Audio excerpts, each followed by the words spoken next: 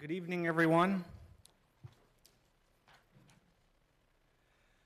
Ladies and gentlemen, esteemed members of the Planning Board and valued community representatives, I welcome you all to this evening's assembly of the Saco Planning Board. As chairman, it is my privilege to convene this gathering dedicated to the thoughtful planning and development of our community. Today, we come together with a shared commitment to shaping the future of our city in a manner that reflects our values, respects our heritage, and fulfills the needs of our residents both now and in the future. As our agenda tonight contains important matters, each requiring our careful consideration, expertise, and collaboration. As we engage in our deliberations, let us remember the profound impact these decisions will have on the lives of all, keeping in mind we are residents like you. It is our duty to maintain transparency, fairness, and inclusivity in our proceedings, ensuring that the voices of all are heard and respected.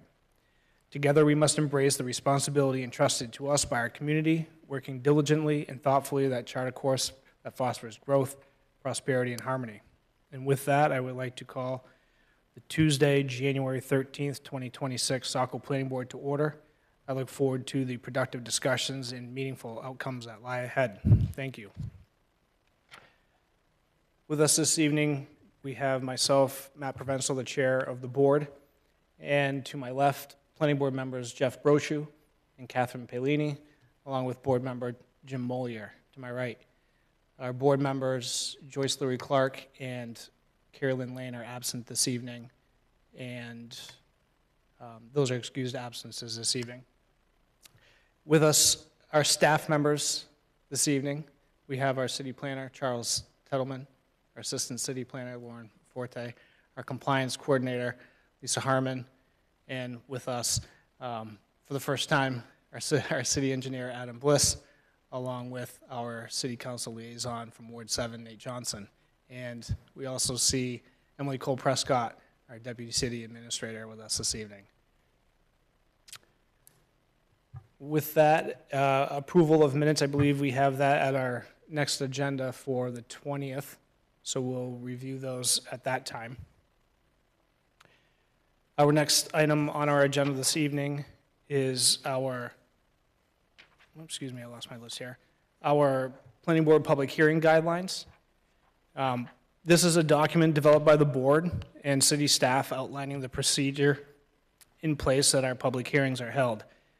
This explains the purpose of the public hearings and the outline of reviewing an application, public comment presentation, and our meeting duration.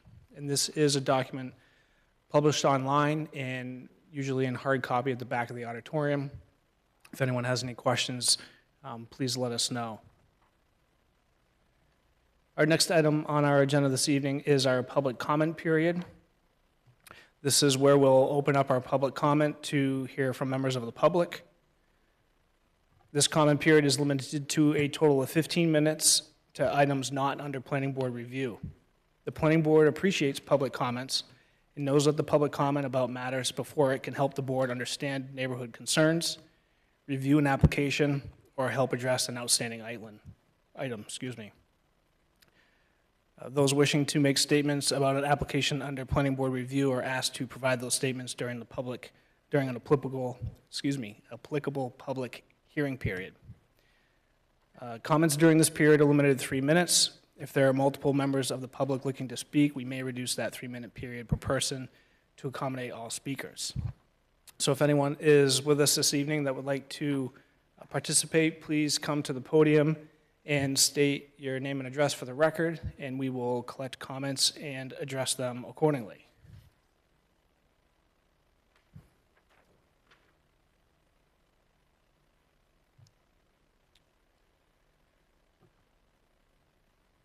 All right, seeing no participation, we will continue with our agenda. Our next item is our site location of development presentation. And I believe we have some staff members that are going to give us a little presentation this evening on that. So I'm here to fulfill the SLOTA training that I offered to the board months ago when asked. So as usual, we have a lot of staff at the table today to talk with you all how this works. So I'm just going to give a very high-level overview, and then I'm going to hand it off to Adam and Charles to say a couple words, and then you'll hear from Lauren on the compliance end of things. So the site location of development review really is triggered when an application is going to have 3 acres of what the DEP terms a structure. I'm really focused on site plan right now, so I'll just, that is really usually the trigger for staff. So if we see something that's going to be 3 acres total, that includes driveways, it's a little more expansive than the zoning definition of what a structure is.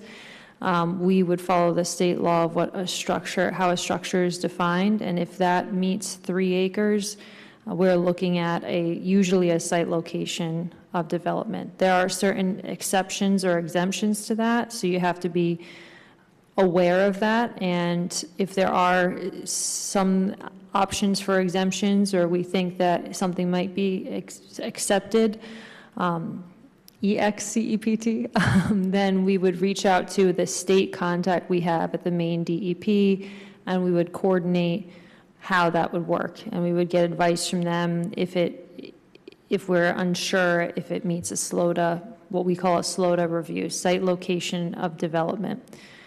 So I'm going to ask our city planner if he can pull up on the web page. There's actually a helpful DEP, pull up on the screens a helpful DEP web page, which gives everyone access to the links, the statutory sections we use. What you won't see on here is some of the other things that I think the board had questions about, which is really how. I'm sorry, Emily, the screen's not working. Are we supposed to be looking at the screens? Yes.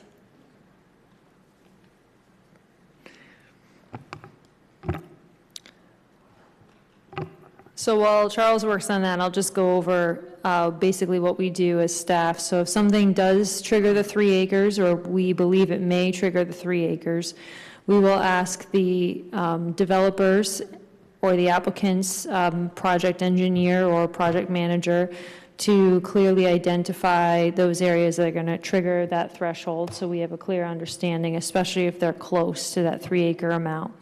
A lot of project managers will have this requirement already on their list. They know it's something that they have to go through, and they'll know the city has delegated review authority. So what will happen next is, if it is something that we will take on as a review, we ask the applicant to submit to us the application form for the DEP. So sometimes in the packets, you'll see the DEP application form itself. That's a Saco specific process that I worked out with the DEP a few years ago for tracking purposes. It's not a requirement by delegated review that I'm aware of. And then we don't make the applicant give us 2 different application packets, although sometimes you'll see that. Sometimes you'll see an application packet for site plan and an application packet for SLOTA. What we do, however, is we might ask for additional materials or supplements for some of the SLOTA standards that we think would be helpful to know a little more about. So sometimes you'll see the applicant will have additional standards and application materials to address.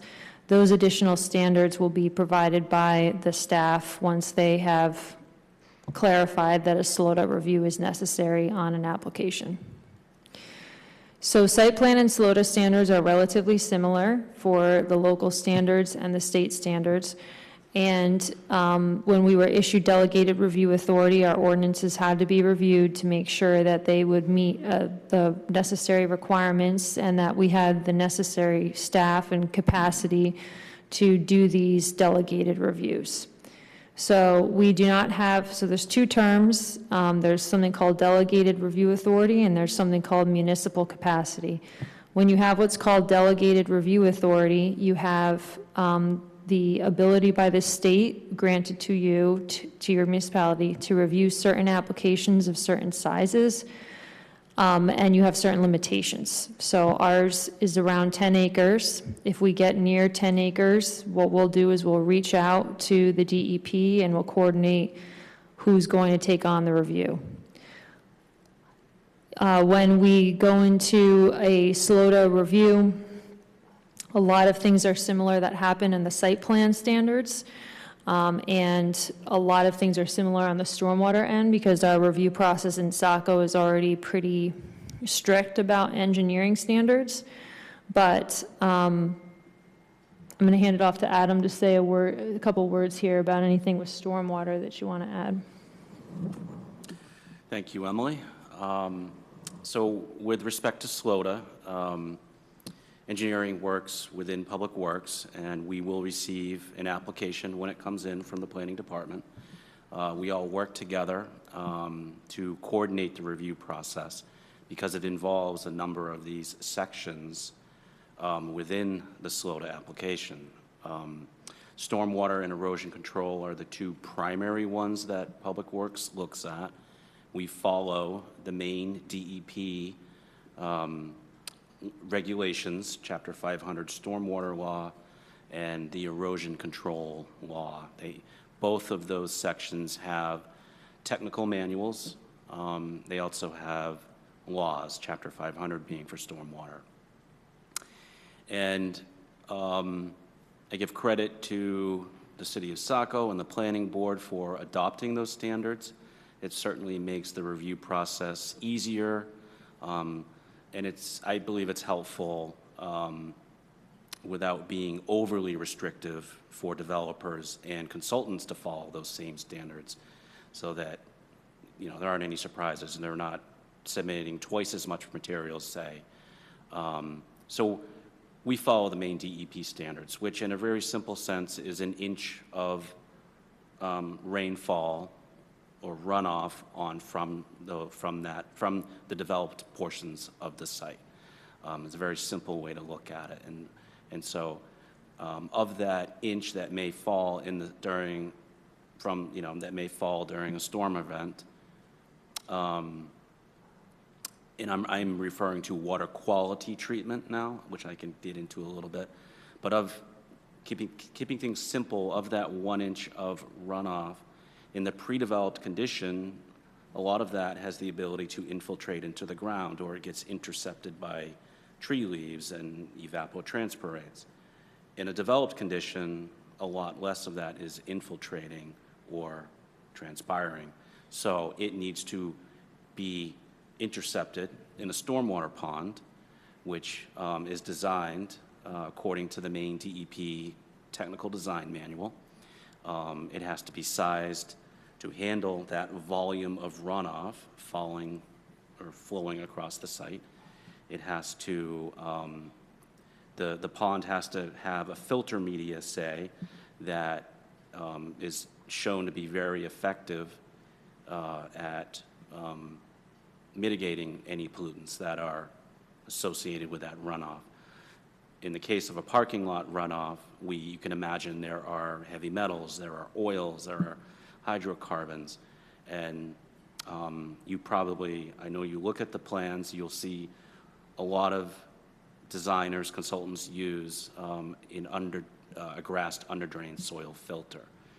It has a filter media underneath the bottom of that pond in combination with grass or shrub plantings, help uptake the pollutants that are within that stormwater runoff. So that's a very basic kind of overview of stormwater. There's a lot of technical components that go along with it. I will say, and this is credit to the main DEP, they tend to follow I would say the state of Washington, the state of Maryland, the state of North Carolina standards. They're sort of at the forefront. They may not be leading the charge, but they are with those states that are adopting newer technologies and more modern approaches to the treatment of stormwater. So that's a great thing, both for the city and for the DEP and the planning board, knowing that what you see for a design is generally documented with data and analyzed, demonstrated to treat water quality. So we also, as I mentioned, I mentioned erosion control. We look at that. We follow the erosion control manual that the DEP publishes. That tends to be a bit simpler of a review. It certainly requires a lot of detail. You know, you have to really understand the details associated with erosion control design. As you can imagine, erosion control measures we place in summer are different than winter, because in winter, you can't just put seed and hay down on a bare site, it won't grow. So we put bark mulch down, we look at other measures, we conform to the growing season that is Maine, which is generally mid-April to mid-October-ish. So that's a very basic kind of overview of the two primary things that engineering and public works look at, but we also work very closely with planning department, and I give a lot of credit to this planning staff. They are excellent. They're just engaged. My impression is they love their job, they love the community, so shout out to them. It makes it easier, honestly, to when we're all rowing that boat together. And they're on top of it. They know their stuff. It's so great. I guess that's also another way of saying not any one person is relying on the other to say carry the water, if you will. We're all working together because I know that I can rely on any one of the staff members to also be looking at something that say it's zoning related, or there's a zoning overlay that I may not be as fluent in. So we're all working together to make these reviews as efficient as we possibly can, and I'm very impressed. I think I'll take a little break there and give it back to Emily or Charles.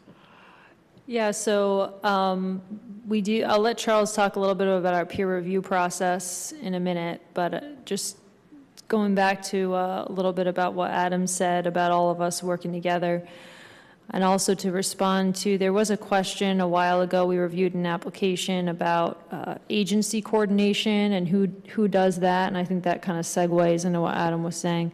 So it is on the applicant's responsibility. The applicant has to go and do the agency coordination, so they're responsible for getting those letters that you see in the packet from the different agencies. However, there are some times where we may have a question or we have to get more details or in the weeds on something. So on almost every application, and this is where Charles can talk about the peer review process, we do a wetland delineation, which includes a wildlife peer review as well, and other types of peer reviews. If there is a concern about agency coordination, how it's going, we'll usually have the applicant reach out again to the whatever agency it is, whether that be IF&W, there's Maine State Historic Preservation Office, there's a few others. There's tribal considerations in there as well. We'll have them reach back out and try to work with them directly, like you've seen on some other applications.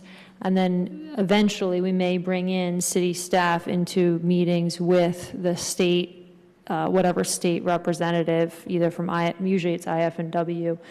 But that doesn't happen a lot. Usually the applicant can go back and coordinate directly with the agency and then give us the material that we need. And if we need to, we will verify with the agency is usually how it goes. So I just want to try to explain that a little bit, because there was one night here last year we had a little bit of confusion as to who was responsible for reaching out. It is the applicant's burden throughout the entire process to prove to us that they meet the standard and prove to the different agencies that they meet the standard, or how they are going to work to mitigate an issue with their development. And then, Charles, you want to talk a little bit about peer review process? Yeah, and you guys are pretty familiar with the types of peer reviews we receive. You've seen, like, for example, Normando has been doing a lot of our wetland and wildlife reviews. They're also very versed in site law and obviously like Natural Resources Protection Act. If there's any other state, like Army Corps permits needed, they usually flag that for us. And I know the state does as well, especially for culverts or stream crossings, things like that. But our third-party reviewers do kind of assist engineering. It's not just Adam and his team over at DPW. Doing the sole site law, there's a lot of different components of it. So for wetland review, Normando is our typical third-party reviewer.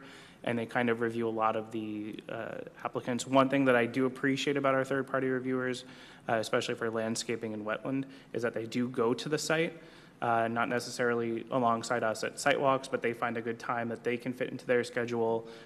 They kind of sometimes wait for recent projects. They're waiting for some snow to melt off so they could really see the site as is, but being able to go to the site, review it, have some input on that is really helpful. And then they can kind of turn that around and say, hey, everything for site law seems good, site location. And yeah, so they're pretty versatile, and it's pretty straightforward. They go into depth on some things, especially on the wildlife. They do review. When we do get that IFW report, they do critique it pretty hard and kind of provide that third-party analysis that does, answer a lot of the questions we may have, because there is some gray area in kind of the state data, and they can really put some reference on that for you guys as it comes to our delegated review.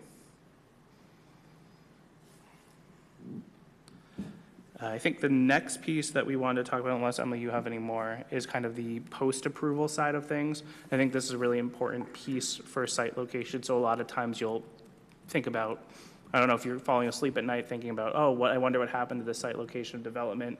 There are some reporting requirements, and luckily in our department, Lauren, our assistant planner, handles that and kind of works with the state in post-approval, while a lot of the application burden is on the applicant's team, and then the city staff do the review.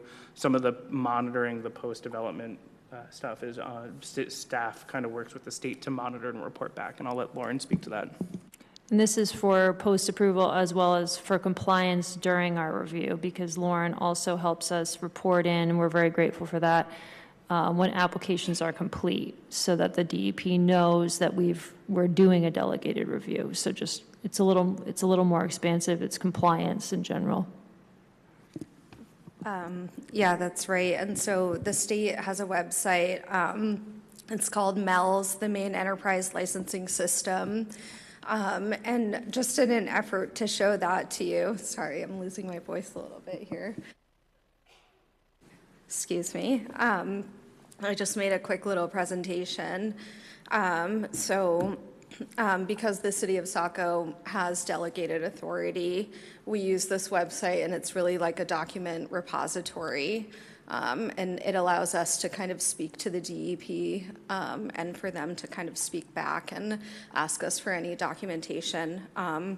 They also offer this kind of public-facing permit search function. So you're able to also go onto the DEP's website under Land Resources, Permits, Data, and Maps, and access their website. And you can search by town, applicant name, permit number, project type. And so any user really is able to access any type of DEP permit that way. But the MELS website looks kind of like this, where there's a dashboard and site details, a start a new form page, a submissions page. It's pretty straightforward. And so I just kind of took a screen grab here. And so some of the things that they ask for are like priority items that are upcoming, drafts, things that are in process or to be signed. And then this is just a description of those dashboard status tabs. Here's an example of in-process items. You can see that there's a little in-process label when you get to that stage. And it also just confirms that the DEP has received those documents that they've requested from the city. And then I also spoke with someone at the DEP because they were telling us about this GIS map that they had available, which was something that I really wasn't aware of, but it shows you the location of each SLOTA permit through the city, and it's kind of nice. It's a visual aid and a nice little visual tool. Can I just jump in here for a minute, Lauren? Yes. If you go to look up something that you think is a SLOTA review and it doesn't show up on that map, just know that this MELS system, it's a good system, but it's new from the DEP. Yes. So if you do find that and you want us to look into it or send it along to the DEP, let us know, but I'm not sure how much archival data they have put into this system yet, so just be aware it might not look exactly like how you envision when you go on because they're building it out. Yeah, that's absolutely correct. I think all of the things that were marked on that last screen grab were just from this most recent, I guess, time that I entered information. So it really isn't reflective of all historical projects for the city. But I think going forward, that's kind of the idea. And MELS is a newer system for the DEP. And it's also newer for Saco. So I think I believe that we're one of 3 communities that's using this system in Maine. So there's a start a new form page that's pretty self-explanatory if you want to start a new application. Yes, Jim? I just had a question. I understand how SLOTA would apply to various projects that might come into the city. But as you had that, a couple of screens ago, you had a list of different projects, and I was just looking through to see what's in Saco, and I saw a repair of a garage as being on that list, and do any of you know why would repairs to a garage have anything to do with SLOTA? Mr. Chair, would you like me to? Sure, if you could, yeah. Yeah, so I think what this is pulling is MELS is pulling in all like NERPA reviews, DEP permits. Someone may need to get a garage, like a NERPA review for a garage if they're a residential structure, especially if someone's building over in the more of the coastal areas of Saco. So I think this is pulling anything in Saco at this point. So what might show up on this website might not just be SLOTA type reviews. It's all sorts of DP and other reviews. Yeah. Yeah, so this is the public-facing site, which, yeah, it's every type of permit that the DEP handles on the public-facing site. So, yeah, that's correct. Thank you. Sure. I'd like to add, so both Emily and Lauren are correct, and the mapping function that Lauren showed is when you click on one of those little dots, it pulls up attribute data that tells you what kind of license that site received and when it was received and all this background data. So we can query that information and reasonably quickly find out, if it has a SLOTA permit, say, or something to that effect. And just if I can add, this is a huge, not everyone loves the MELS system, okay, across the state, but it is a huge process improvement because a lot of it was on paper. I wouldn't say everything. There was like a small GIS function you could try to tap into and download, but it was not super user-friendly. So a lot of it was all on paper or, historical knowledge. This had a SLOTA review, and we kind of knew what projects to look out for, but this is really good. This is a lot better for staff even to look up things as we move forward, so. Yeah, thank you, Emily. I agree. I think it's really nice. You can see, the date of original submission and that things were received by the DEP. So it's really nice. You can open up each permit and you can kind of see what documents were sent or what's needed. So it's really great. And then I just did a little screen grab of the submissions page. You can just see, who's entered the submission, the dates that they were received. And then for submission information, I didn't want to just go onto the website just in case that was a problem for IT for the city. So just the information that they're looking for, though, is the project applicant information, organization and contact information, details about the project location, the type of permit, the project description, if there are any outside peer reviewers information, municipal contact info, and a certification page. And then there's the permits and permit groups page where you can just search anything by permit number, permit type.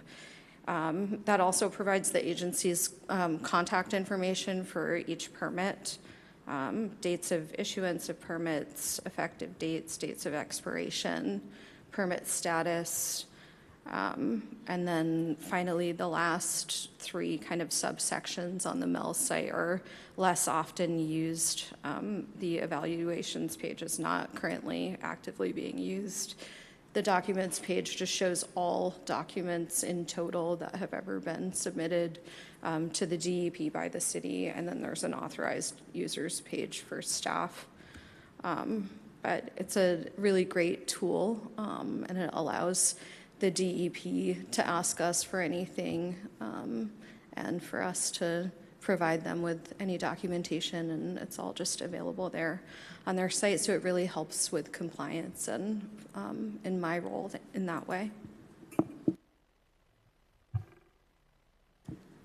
So I guess I'll pass it back to Emily. So that's basically our summary. It's a little high level, but it's a little more involved than just the standard local site plan review. However, we do have pretty good site plan review ordinances that put us in a good position to do this SLOTA review, and we have a very good site plan review process. So when we report into the state for SLOTA, even though that's an extra step, there's really not too much extra we're doing on a SLOTA review, other than the reporting function, because we're really using the same state laws. There's a little more that we're asking about, but it's a pretty similar review we're doing, whether you're in a site plan or a SLOTA situation, and also similar with a subdivision. Not everything is all the same, but it's a pretty similar review process that we undertake for all three types of applications. Great. No, this is very good. Thank you. Any questions for staff from board members? Jeff?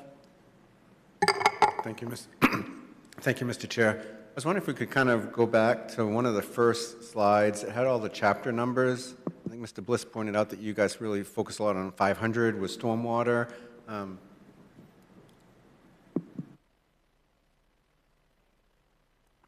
was just hoping, I'd like to kind of summarize, because I interpreted that slide indicated all the chapters that were kind of inclusive of a SLOTA review. Mr. Chair, if I can. Sure. Yeah, so that was just the DEP's webpage. Okay. I just want to let you know where you can find more information about SLOTA, and you can do a deep dive. If you do a deep dive, it would probably be good to have another one of these at some point, because there's some SLOTA stuff at the state level, and then there's some local stuff, and we kind of bring those together through our review. But I want to make sure everyone knew where you could find. This is a great web page because it doesn't get so much into the MEL system, but it gives you the context of the DEP. It tells you other functions of sections that we'll be looking at for what is. Charles, can you just go back to the top of the web page for us? So this just goes over the contacts, forms, goes through where you can find rules and statutory sections. And then if you scroll down, well, there you can see the MELS hub. Then you can go to the bottom of the page. So you can see this web page, and we can send this out to you. But in the middle here is statutory sections. So that's like the overall statute for SLOTA.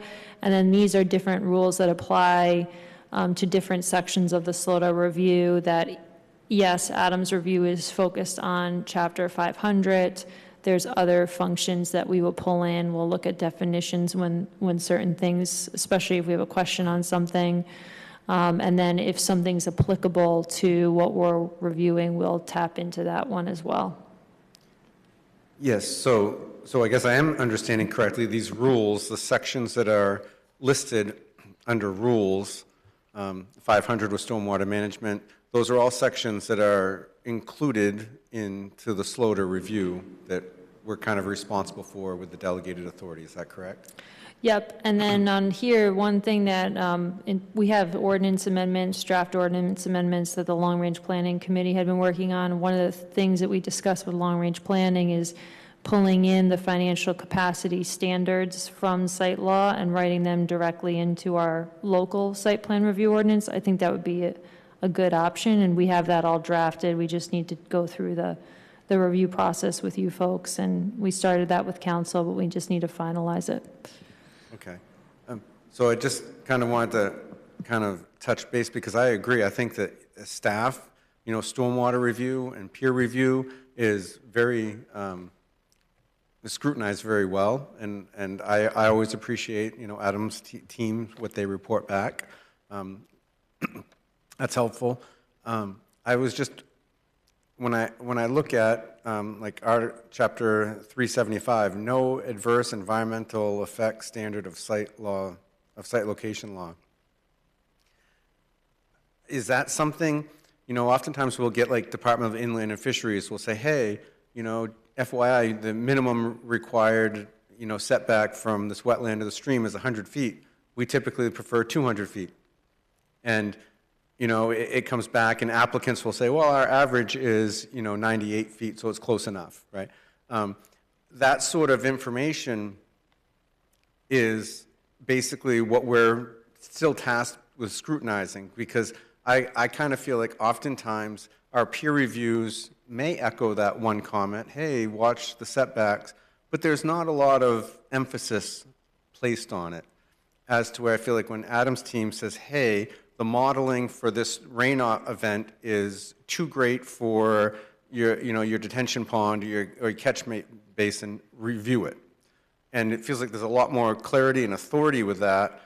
And then there's this setback. And if we're trying to go and worry about that, or the direct watersheds of lakes most at risk for development, I mean, is that similar to, we have our standards for critically impaired streams in Saco? We're supposed to be very diligent about that. And the stormwater plan sounds like it can handle the designed area, but sometimes parts of the lots are just naturally draining and would still be running off eventually into critically impaired streams. I'm just wondering how deep, how much should we be pushing to review this and take maybe a little harder line on those setbacks? What is the real impact of a change from a forested, vegetated state to, manicured lawn, and the impacts on the brooks or the streams? Even though we have the stormwater management, should we really be pushing a lot harder to get that greater setback that the Inland and Fisheries might have recommended, saying, hey, we would really think 200 feet would be much better? Is there a really quantifiable decrease in runoff with that extra buffer, the extra 100 feet? Because I struggle with that piece of it, because we're being asked to review this. It's not my area of expertise. I feel like the people that have the expertise are, they're doing the stormwater piece, and I think they're doing a great job, and our peer reviews hit on that.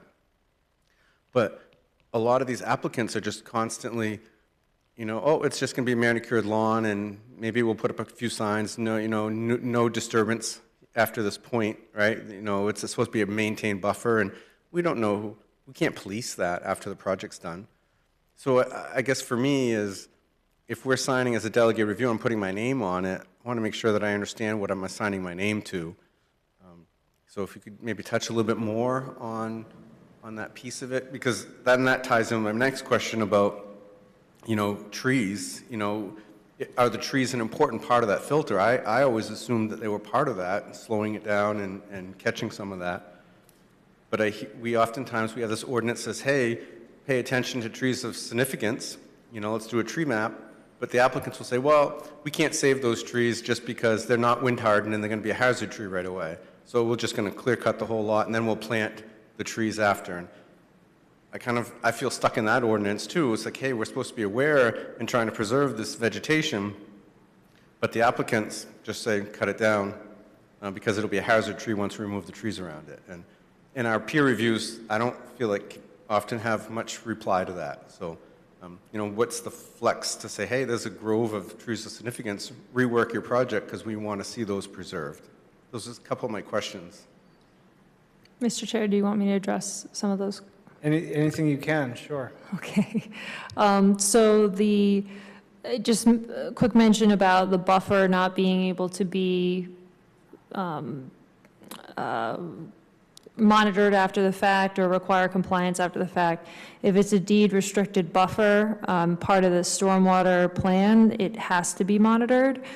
We are required to make sure that there is documentation that Lauren gets the joy of handling on file. Usually something that goes on the registry, and a lot of those get legal review as far as where they will be deed restricted. So once those get approved, and anything that requires, so there might be something that doesn't rise to the level of SLOTA that could use some sort of forested buffer that has to be deed restricted. Those also we would make sure get deed restricted. So just in general, buffers, if they are designed as a true buffer, they can get deed restricted, monitored, and if we are aware of something that is done outside of the buffer, we would certainly follow up on it, or done against the standards of the buffer. We have gotten much more strict, especially having a compliance planner on board with our pre-con process, as well as with making sure that clearing limits do get marked in the field. And if there's a problem with clearing, either when it happens or when it was marked, we will follow up on that as well. Lauren has been out with me for a couple of those conversations. So we follow up on that. We also follow up on the 2 acres of clearing for development. That was a site plan standard that was changed by council. So when we get a forestry notification, planning and code gets that. We do follow up on that and get the details of why the clearing is happening. So there's a lot more this past year, especially, or year and a half, that's happened with clearing and buffer management and things of that nature. As far as trees and conservation or preservation, certainly we can look more at that. I will tell you that our landscape architect peer reviewer, if she's brought in early enough in the peer review, she will flag for us trees that have root systems that go beyond the property lines especially. And she has flagged several times asking for trees to be preserved on the site, and those are discussions that we could get more into if that is the direction the board wants to take. Certainly, we have been asking for more information on site plans about trees, especially for the larger projects, and it's something that comes up in our initial meetings with applicants. Did you have anything you want to add to that, Adam? So buffers are tricky. They're great, but they're tricky. We certainly support them to buffer the natural resources, act as that kind of separation from the stream or the wetland to the project, the developed area. They're tricky. So to address Jeff's comment about grass versus wooded buffers are tremendous because that canopy is intercepting rainfall. It's a little hard to imagine, but it does. And then the duff layer, that is the forest layer, that is very effective at intercepting runoff and infiltrating, and then the root system evapotranspirates that. They're very effective, but they're very tricky because they have to be, put into deed restriction, which we have a process for that. We have a post-construction compliance process for them. We also have the annual post-construction stormwater certification that is our checks, also part of our checks and balances to ensure that the buffers aren't encroached into. Accidents do happen. Sometimes we'll have, an unknowing homeowner that they'll just cut a tree in their rear yard that is a buffer. We deal with that. Just to round out the buffer conversation, DEP is very supportive of buffers. They see a lot of stormwater buffer or designs, stormwater designs that include buffers. They like them. They are, again, a little bit tricky because we're not just dealing with the water quality component of stormwater, we're dealing with the rate of runoff. So we can't get into environmental trespass issues. So it gets tricky. But I guess one last comment.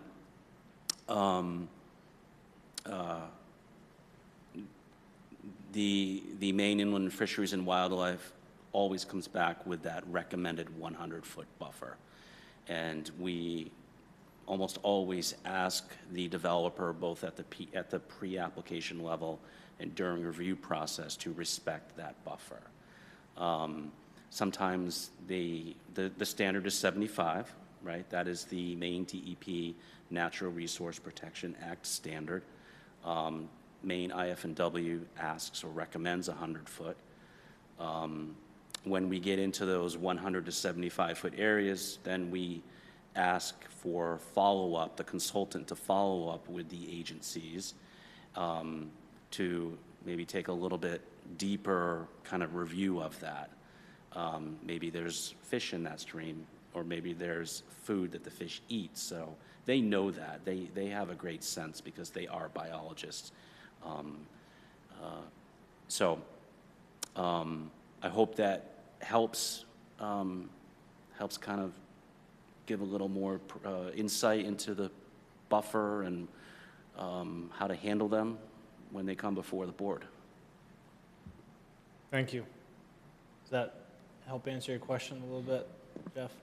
It does, Mr. Chair. I mean, can I just follow up? I mean, we didn't always, we more recently have been doing it, but so did I hear very clearly, rather than having a site plan with a marked out no disturbance or buffer zone, the preference for enforceability would be to have the applicant deed restrict each one of those lots and that area? Is that kind of the best way at this point to put the city in a very solid, enforceable position? Mr. Chair, so it really depends on the project, and I say that because some projects actually have stormwater designs that rely on buffers that need to be deed restricted for the stormwater design to work. Am I? Oh, so.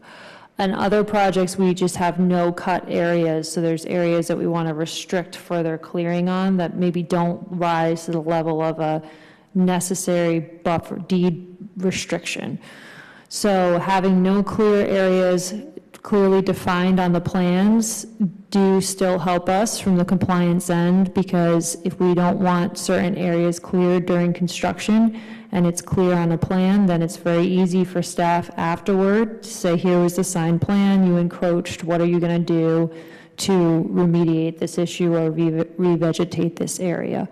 I say not everything rises to the level of a deed restriction, because we do approve lots that will be owned by homeowners down the line, and maybe we don't want to fully deed restrict how they're going to use their backyards if it's not necessary today. For instance, maybe someone in the future needs a different area for something that they're going to do on their lot that is allowable within the stormwater system, and it's an allowable use on the site, and it's their land, or maybe they want to have a different area revegetated and clear a little bit. So we don't want to, I don't know how much we really want to get into deed restricting everything, but site specifically, and Charles can help you walk through this, and Adam can help you walk through it.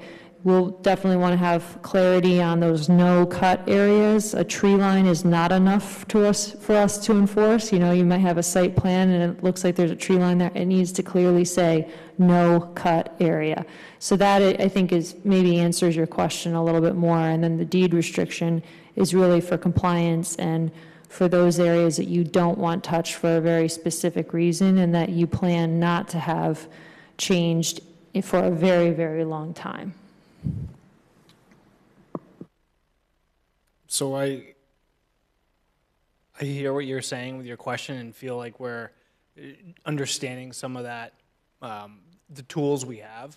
I still think we have in our ordinance that the projects come to us for review, and if we're not satisfied with the buffer, we can have that conversation. I think that's,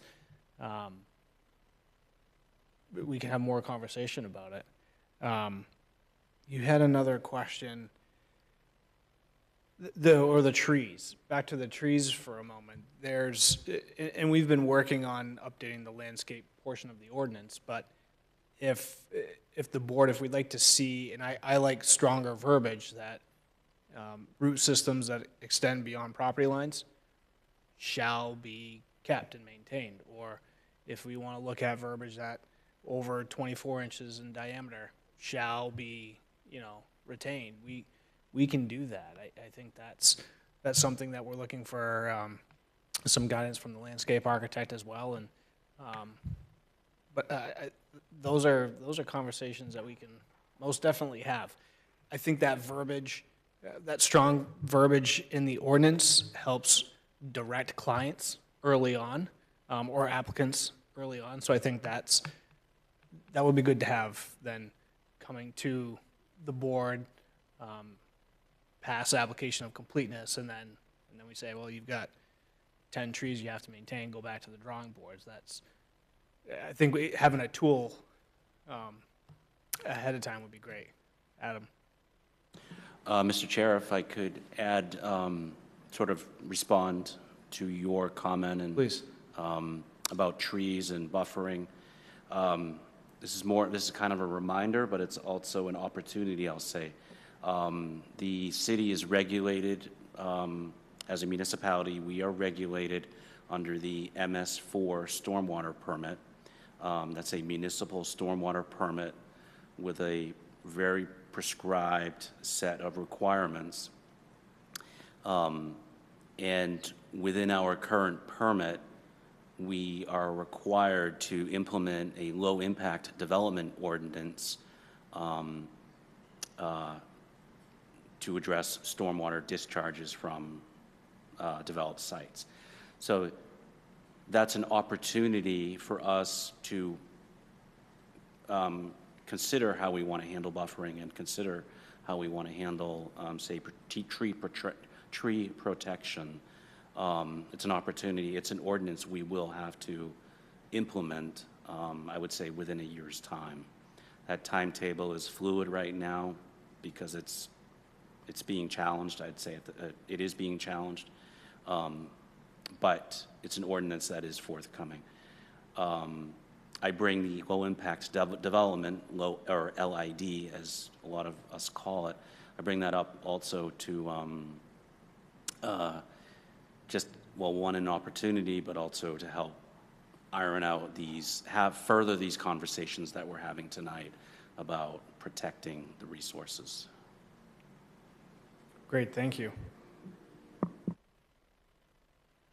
Any more thoughts? Mr. Chair, I always have more thoughts, but I thought I'd let you finish and then.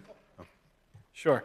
I had one, as far as the relationship between, or with wind farms and solar farms in Slota, and as far as the structure goes, how does that come into play? Would you like me to address that question? Yes, please. And I'll ask Charles if he has any input on it as well with his experience. But the large one we did, the solar farm review, that was a DEP level review. So they took on Slota. It was too large for the city of Saco to do the Slota review under a delegated authority.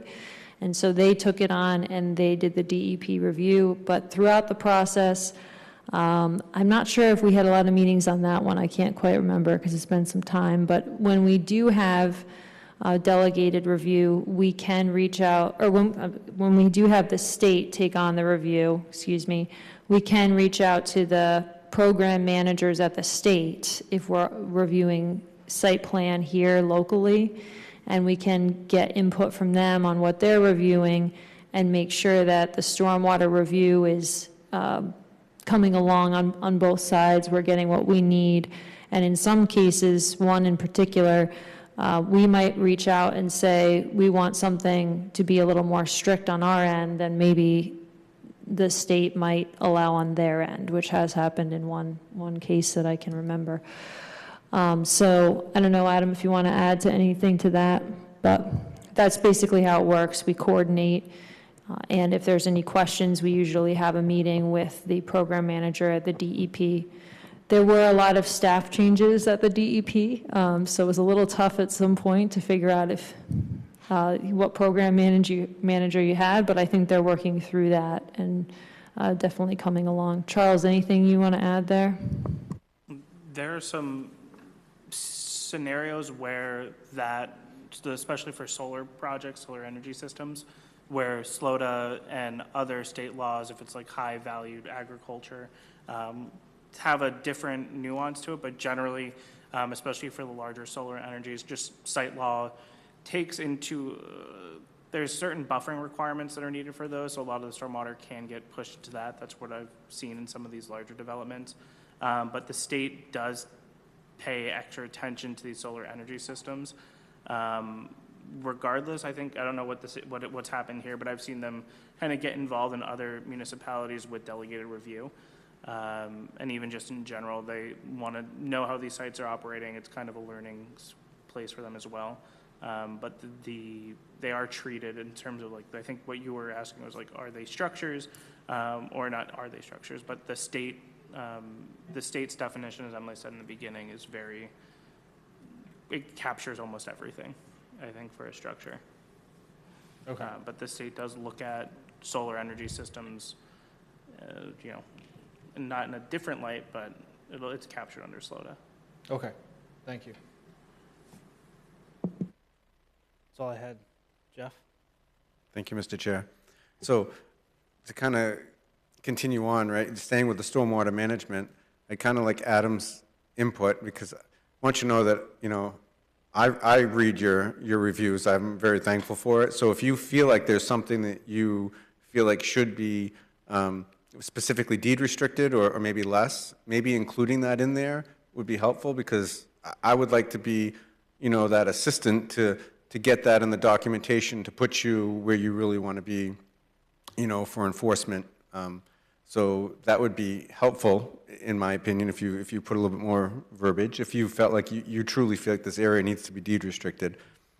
And kind of touching base on that, because your department's going to carry the burden of like 500, all the stormwater, if it's offered over to the city, that, they're obviously filing this stuff with you, which has always been a little bit of a concern of mine, is that we have all this development, and we're asking more and more of your department, but how are you getting the funding and staffing? And I know it's kind of beyond this, but at some point, should there be some impact fees to cover that on a council level? But I look at it from the maintenance point of view. We're trying to line you up to give you the access, right? Because one of the things that you do note oftentimes is, hey, our minimum required maintenance easement for this pond is, I think it's 15 feet. And I'd like to hear from you how strongly we should stick to that, because in my opinion, if you made something minimum 15 feet, we as a board should be saying it's 15 feet. That's our best recommendation. And I would just like to hear that, because applicants will stay up there, well, it's not really that big of a structure, and with compact equipment, we think they could get in there with 12 feet or 10 feet. And I just, I see, we talked about how people are going to develop their backyards in the future, and all these things kind of get crammed in there, and then at some point you need to go in and maintain it, and we only gave you 10 feet, and maybe they encroached on it, and you can't gain access. I guess, can you just kind of summarize how important is that for the long-term maintenance of these structures that the city's going to bear the expense on, so that some board members who maybe don't really, see that construction side of it know that we need to be more diligent of not tying your hands at the formation of a project for something that you may not need until 20 years into the process. I just wonder if you could just kind of comment on that. Mr. Chair, if you don't mind, I just wanted to say thank you for having me this evening. I have to go to a meeting downstairs now, so I appreciate it. And if you have any questions, follow-up questions, happy to get answers back through the planning department for you. Thank you for joining us. Thank you. Thanks. To To address the question, every site has its own stormwater design. When it's a subdivision with publicly accepted, or roads that will be proposed to be publicly accepted, the stormwater ponds tend to go with those, almost always, I'll say.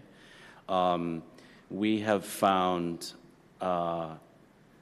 that inviting the applicant, the developer, and their consultant to a meeting at Public Works to discuss access to these ponds at the beginning of the application goes a long way for both the city, that is Public Works, and the applicant to make sure that we have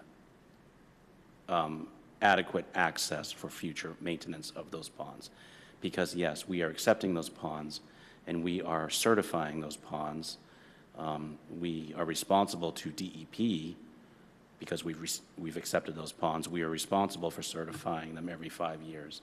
We found a meeting is just very helpful that benefits everybody. And, so we invite them to Public Works, an in-person meeting.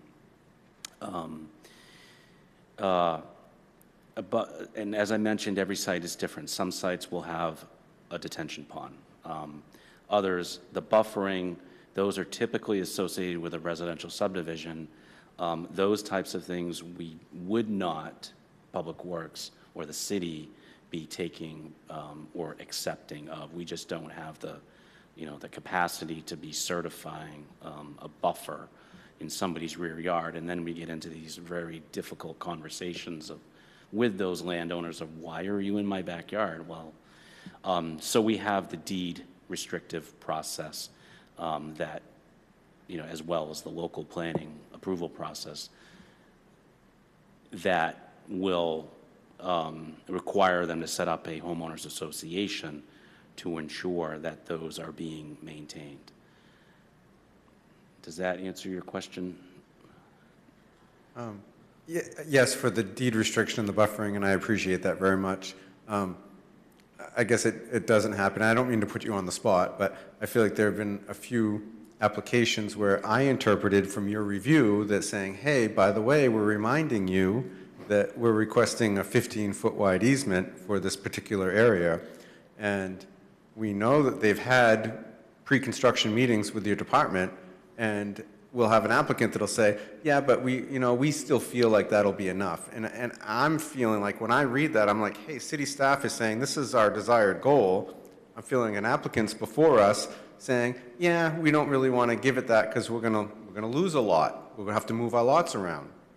And I just wanted to hear, because I think of the logistics in my profession of, if we don't have access to get our equipment in, how are we going to maintain this in the future? It brings a whole new element, a whole new cost. So what may just sound like 2.5 feet to board members who don't understand that, I'm just trying to say, if you took the time to write it in your memo, you must have felt like it's serious enough, and that should be enough for all of us as a board to say, yes, we need to be very strong and make sure that we're protecting the expenses for your department, which is all of us as taxpayers in the future. Is that a fairly fair assumption that you took the time to write it in there, that that's pretty strong wording to say make sure we stick to what our ordinance is? Part of Public Works' responsibility is to protect the interests of the city. The city is funded with taxpayer dollars. That's just an inherent nature of me and the position that I hold. So when I write something into my review memo, it is because we've implemented a standard within our technical design manual that I give tremendous credit for Joe Laverriere, who precedes my time with the city. He put a tremendous effort with himself, staff, and this board to develop those standards. Some cities have standards, some municipalities don't have them, and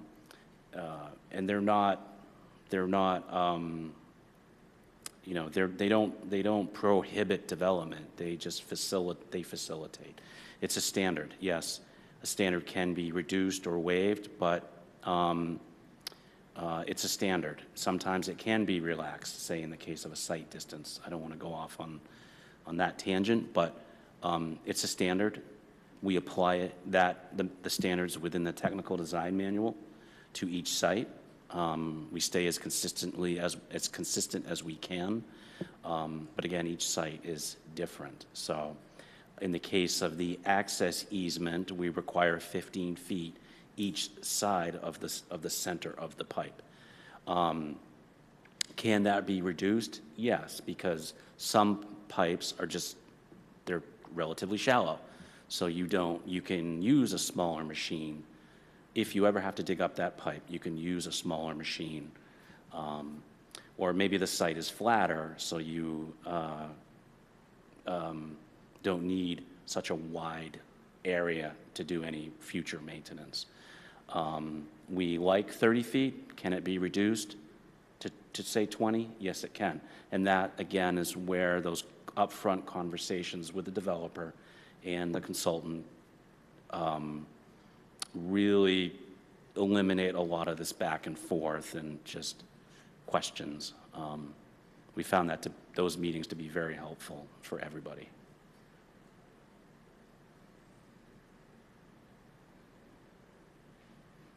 That's good, thank you. I guess if I could just follow up. Go ahead. I did want to respond to one thing you said. I'm happy to strengthen language in my memo. I try to be sort of neutral in my approach. I rely on standards. I don't rely on personal opinion. I rely on standards and practicality, and I truly try and balance the triple bottom line that is the environment, the social component of our work, and also the economic part of a project. You know, I don't slant any one of those. I try to balance them out. So when I write those memos, I try to be neutral, and I make every attempt to cite the reference within the ordinance or the technical design manual that it's coming from. And I'm happy to strengthen my language in my memos if necessary. I'll just leave it at that. Yeah, and if I can add too, and I think this is just getting a little away from SLOTA, but I think it's still important to chat about. And I think it's important that when we see the response to these comments, because oftentimes, or I would say like 50-50, when it comes to the planning board, you're looking at the memo without a response to comments, and we'll get into this more later. But when staff look at comment responses, we also will follow up on that too, because if I see a comment from DPW or wetland third-party reviewer or even traffic, and the response to it is loosely no, or we hear you, but we look to have that because there are some standards that we can't waive or we won't, and we'll have to tell the applicant to go back because they might be value engineering or trying to like reach a number, save a lot. But most often when we see a comment response like that, that's flags going red. That's like an alarm bell going off in my head. So while I think it's helpful for the board to kind of look at that, I think it's also important to take in the applicant's response and understand, hey, maybe they can't fit in 15 feet here, or the way they're doing their erosion control or the topography of the site. But I think what we can work towards is questioning those responses to the applicant, or at the meeting asking them, like, how are you going to prepare for this, or why do you need this? And I think having a more fluid conversation, I think what Adam is hinting at here is we want to work with the applicants, whether it's for like a site location standard or just any other one of our standards. And I think it's important to, give the applicant time to respond, but also figure out like if there's a resolution we get to, or just say, nope, sorry, that response doesn't cut it. You need to do X, Y, and Z. Thank you. Go ahead. Mr. Chair, for me. I agree making a two-way street, but, like Mr. Bliss pointed out, is that our role, I feel like my role in this appointment is to make sure that we are enforcing all of the ordinances to keep the level playing field, the standards, if you will, consistently, but also for the best interest of the city and how the burden is going to be carried in the future moving forward. And that's why I'm saying, for me in particular, just want to make sure that, when he's taking the time to write that memo, I want to make sure that it's heard on my part, and the review, and I completely respect that, yes, we need to hear from the applicant, but oftentimes I read those applicants' responses, or sometimes they wait till the last minute and they're just verbally giving them to us at a meeting, and they very nonchalantly say, yeah, it's not really a big deal, we're just going to move it over.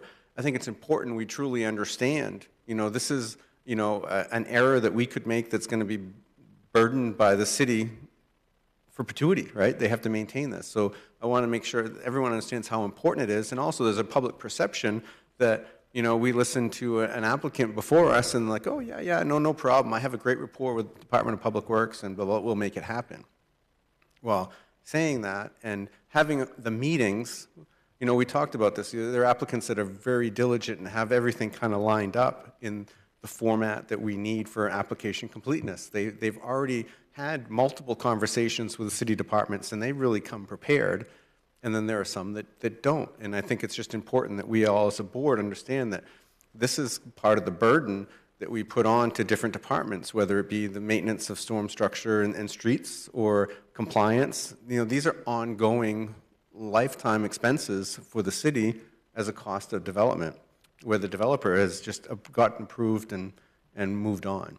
So that's why I was kind of questioning, wanting a little bit more information so that we're all on a united front of really positioning the city in a very strong footing, maintenance-wise, defendability for our findings of facts and approvals if a decision is challenged. And I just also want to touch base on the technical design manual. I agree too. Mr. Laveria did a great job, and we've been continuing to grow to it. I don't know if it was passed on to you. The chairman and I had mentioned earlier the street lighting standards. We have street lighting poles and fixtures. I'm not sure if maybe the next update, if you could find a home for that in there, it would be good, because we have a standardized fixture, we have standardized poles, we have a process that it's done, as well as your staff typically determining, metering locations. I believe, Ms. Cole Prescott, we had a discussion about that for ongoing maintenance for these. Sometimes having that access is much better than doing the municipal lighting agreement. So if you're going to continue that, maybe find a home for that so that we very quickly let the applicants know where it is, because that's a great culmination of our standards for our city. So thank you. Thank you. Any other thoughts or questions from board members? Well, great. Thank you, Adam, for joining us this evening. Thank you, Lauren. Charles as well. Any other items on that agenda? No? All right, thank you. So with that, we'll move to our next item on our agenda this evening. This is our review of our planning board SOP. This is just back to the board. I know we revised it in September. Charles and I had a brief conversation about taking a look at it and just coming back to the board now that we've had a few months with it. Does it need any adjustments? Does the board have any questions, comments on it? See how does the board feel that it's working well? That's really sort of the big picture component for me. One item that I wanted to talk with the board about was we had put it in recently, and we haven't addressed it, whether it being an opportunity or not. But we have, it is section, let me jump to,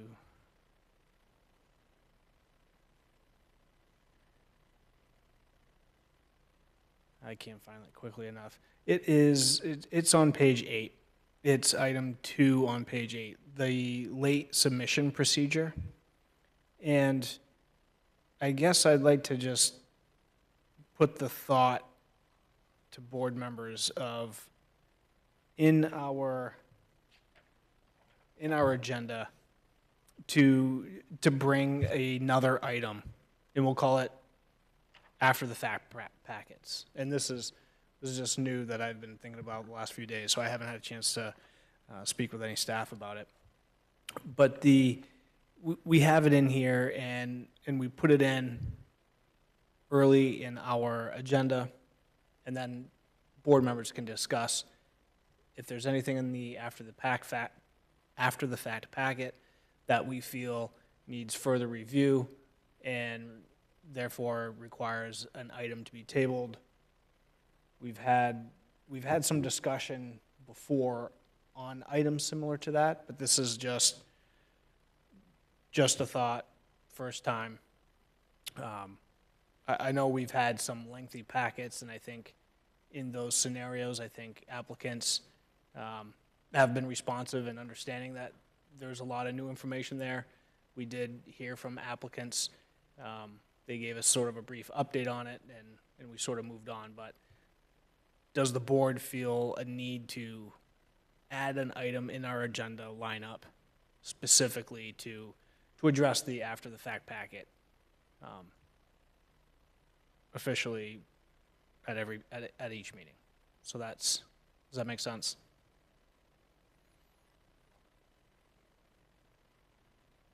Jeff? Thank you, Mr. Chair. I would be in favor so you're saying having an actual line item on our agenda at the beginning of the meeting to say, hey, these are after-the-fact packets for which applications, and basically have our vote then to table. That way the applicants can, if they're later on the agenda, can basically leave if we decide that. I would be fine with an additional line like that, or just as part of our standard review at the beginning of each application, just in the sense that maybe if an applicant sat here for 2 hours and then we get to their agenda item and we then say, no, you're late submission, you can leave, we're not going to hear it, they might consider being a little more prompt next time. Either way, I do think we need to break it out and address it at the start of the review or at the start of the meeting. Hey, you submitted a late after the fact packet. If it's, applicant related, if it's public comment related, then we should still discuss it. But I'm more concerned about massive amounts of information from applicants. We do definitely need to take it up as a vote, I think, before the review. Yeah, and I appreciate I'm thinking about, members of the public as well. If they're here looking for something, we get to the end and we say, after the fact packet, sorry, tabling until next week. I want to keep that in mind as well. But just addressing it, I think just addressing it more efficiently. Not that we have not been addressing it, but just trying to be a little bit more efficient in how we go about things. That's Jim. So, I'm not quite sure where we go with this, because, obviously there are two categories of items we might get late, right? One is from applicants, and I think if we have our rule as to, when they can provide the information to us, and they don't provide it until, the day before the meeting or at the meeting, then I think if it's voluminous and we can't really thoughtfully consider it, then maybe, when that item comes up for consideration, we just say we're not going to be able to hear it. Now, I guess Jeff's point is, wouldn't it make more sense to just do that at the beginning of the meeting, right? If the third item on the agenda is an applicant who submits, a substantial amount of information right before the meeting, maybe before we start considering any of the agenda items, we have a vote on whether or not we're going to be able to hear that item that night, because the applicant just was so tardy in his or her presentation of the information. On the other hand, I could see and we have seen this where at the night of the meeting, it could be public comment or whatever, we might get an inch thick of information. You know, the applicant may have presented all of their, I'm just thinking of a scenario here where an applicant may have timely presented all their information, but the public comment information may come through, which is incredibly substantial, and which, you know, will obviously, you know, either we slog through that, or we say, well, there's too much information here to consider, and so we'll have to delay the hearing on this application. Now, the problem I see with that is you could have, at every meeting, you could have members of the public just inundating us with information having to do with an application, and an application just gets continued because, you know, at the last second, we get a ton of information which we don't have time to review. So I see those as like two separate issues, but they do sort of come together, where we're forced to look at lots and lots of information without sufficient time to really review it, but we want to be fair to the applicant, we want to be fair to the public, so that we're timely with both. So I appreciate the deadline that we set here for applicants. I think that's very, very important. And I know these public hearings are advertised in sufficient time to allow members of the public to hopefully provide, you know, if there are documents that they want us to review, hopefully provide them in time so they can be included in our packet, so we can review it the weekend before the meeting. Those, you know, I don't have any solutions here. I'm just sort of thinking out loud about problems that I've seen over the last year or two on the board, and I'm not quite sure how we should be dealing with it, but I don't know if we should include public, you know, substantial public comment documentation that they would like us to review, that we get it in sufficient time so we can do that well in advance of the meeting. That's all. Sure, thank you, Jim. And it's the ability for staff to review as well, and both the applicant to review in that scenario as well, just giving appropriate time to review the material. Charles. So the after-the-fact packet is a very interesting topic, and I'm kind of glad you brought it up. The first planning board meeting I was at, we received, I think at 2 p.m. the day of the meeting, the 1,400-page document. And from just a purely administrative point of view, to create X amount of copies of that jammed 2 printers in City Hall. So there's a little bit of challenge on our end with it, and it's kind of an open door to a certain point where I think, Jim, you used the word inundated, where I think there's a very realistic possibility that if the applicant wanted to, or members of the public wanted to just overwhelm the planning board, to just say like, nope, you can't physically review all of this. And I think the deadline for the applicant is really great, Wednesday, 5 p.m. I have a little bit more to share on that later. But for the public, they don't really see the newest material until you guys see it, which is the Friday before. And the challenge, at least on our end, is that, you know, it's a lot of information to digest. And without looking at changing, you know, when we post, I would recommend that we do a cutoff for after the fact packet of 3 p.m. on Monday, the day before the meeting, because we can organize it and put a digital requirement on it too, so that gets submitted to the board. Obviously, there's some, you know, public access and public comment things I would want to check before we move forward with that, but that also allows the planning board to review the material, and we often also avoid the situation where we get, you know, the applicant resubmitting something the day of with the new site plan, we don't have anything to review. It's just a significant administrative burden when we get large after the fact packets, or, 20 public comment on one day, because then we're printing out 600 pages. So we have some available here in the auditorium for the public who come and for the members of the planning board. And as this is written in your operating procedure, I like the agenda edition, whether or not it's at each individual level, we just internalize it. I think either works or more formally. But from staff perspective, I would like to see if it's feasible to put in a submission cutoff so we can give that additional information to the board while not, cutting off. And I think for members of the public, they can come to the meeting and they can still submit records at the meeting, they can give testimony at the meeting.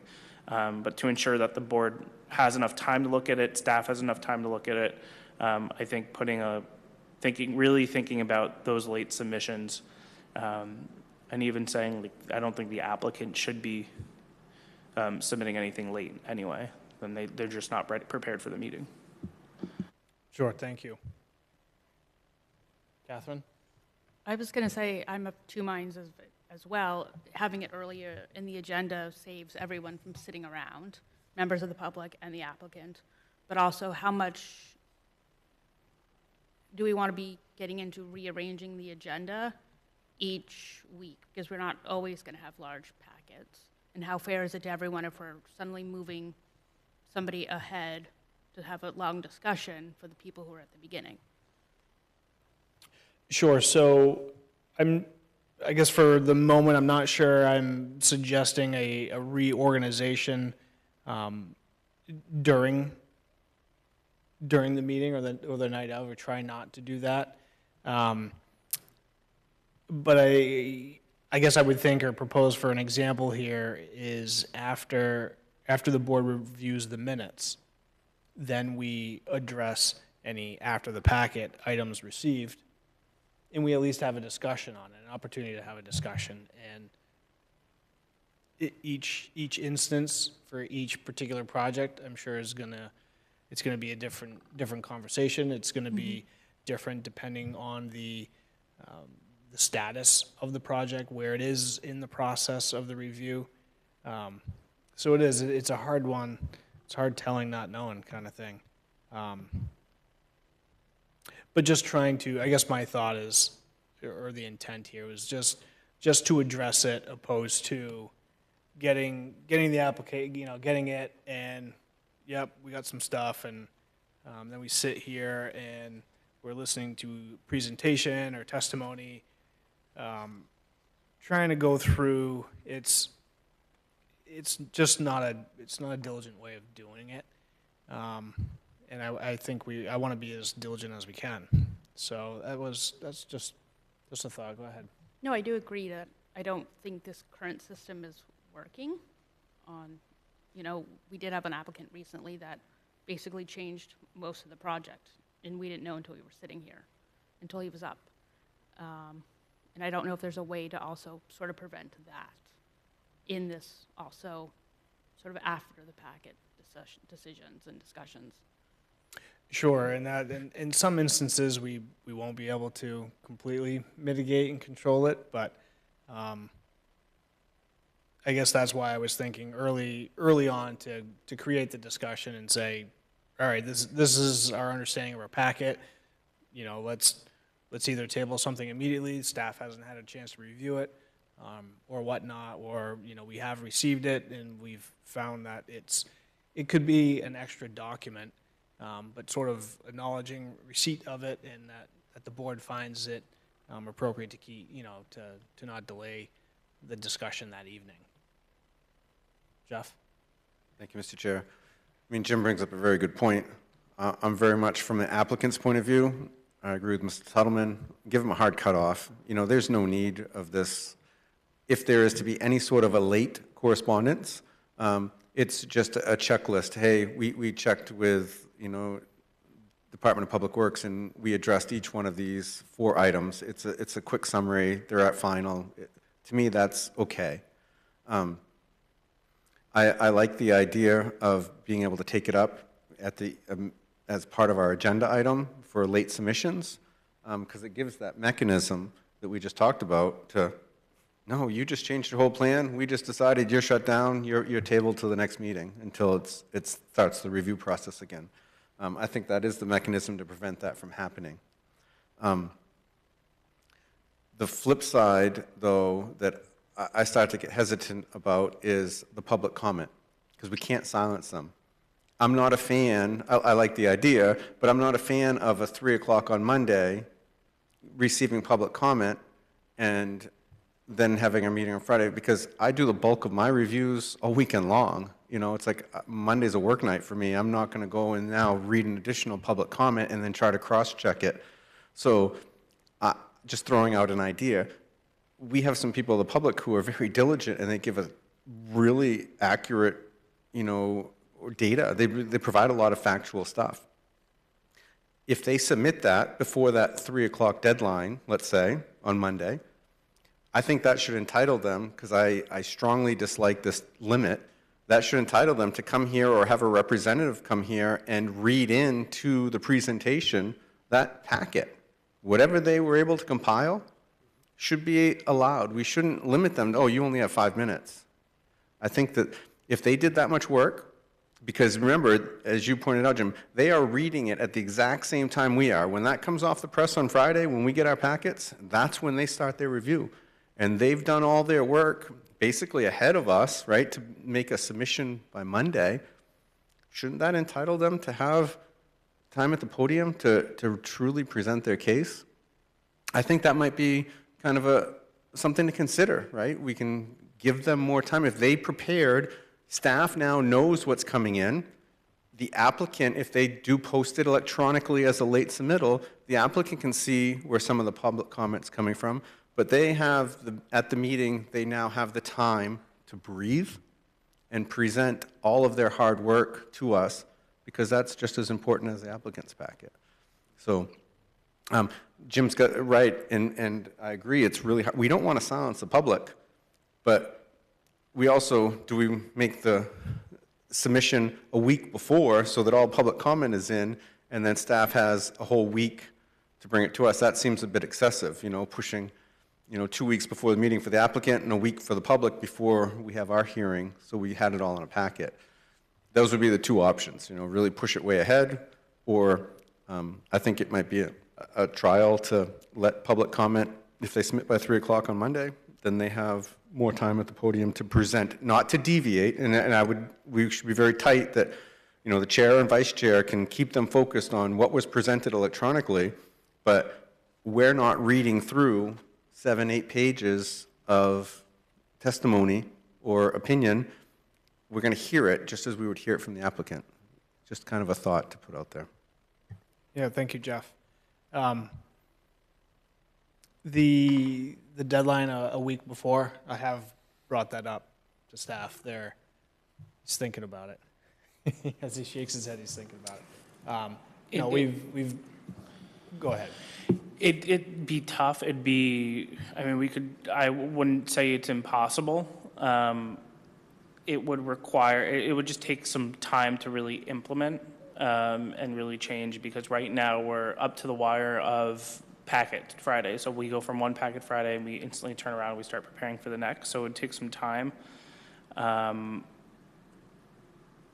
If that's what the board needs, if you need more time or you want to make a more transparent process, then we're not going to, you know, automatically say no.